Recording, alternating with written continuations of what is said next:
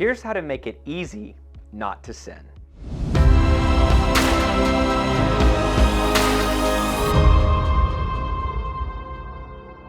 In this 26th Sunday of Ordinary Time, the church gives us some pretty direct instructions from Christ, maybe even shocking words.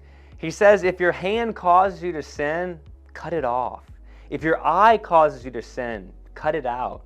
If your foot causes you to sin, then get rid of it. What is the Lord saying here?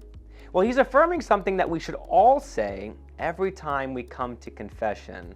There's one line in the act of contrition that is specifically important and intentional from the church, and that is that we will go forth, that we'll try not to sin, that we'll do penance, but also that we'll avoid the near occasion of sin.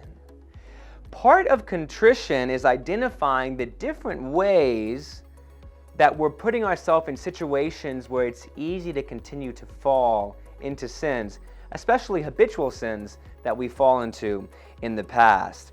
My family has a horse. Her name is Trixie. And I've done quite a bit of work with her. I've done some research, watched videos, read books on how to train horses. One of the difficult things is with a horse, you can't just speak to them in your language. You can't just tell them what to do. You have to teach them by your actions.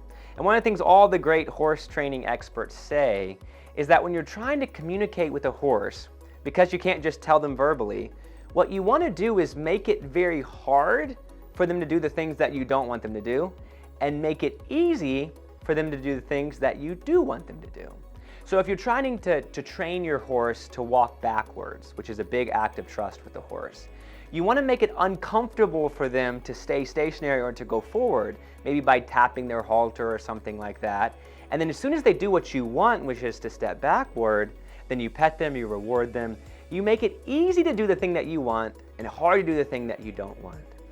I would say that's a great approach to horse training, but it's also a great approach to your own moral life. What can I do to make it easy to do the things that I know God wants and hard to do the things that I know are bad for me? How can I put up different blocks on things that would cause me to sin? How can I avoid the occasions of those friendships, to avoid my access to things that pull me into temptation? And how can I make it easy to do the things that are good for me? Not only should we avoid occasions of sin, but there's a good friend of mine, he's a priest, he always affirms that we need to be pursuing occasions of grace. Not only what can I do to get rid of the bad stuff, but what can I do to make it easier for me to encounter the joy and the grace that the Lord wants to offer?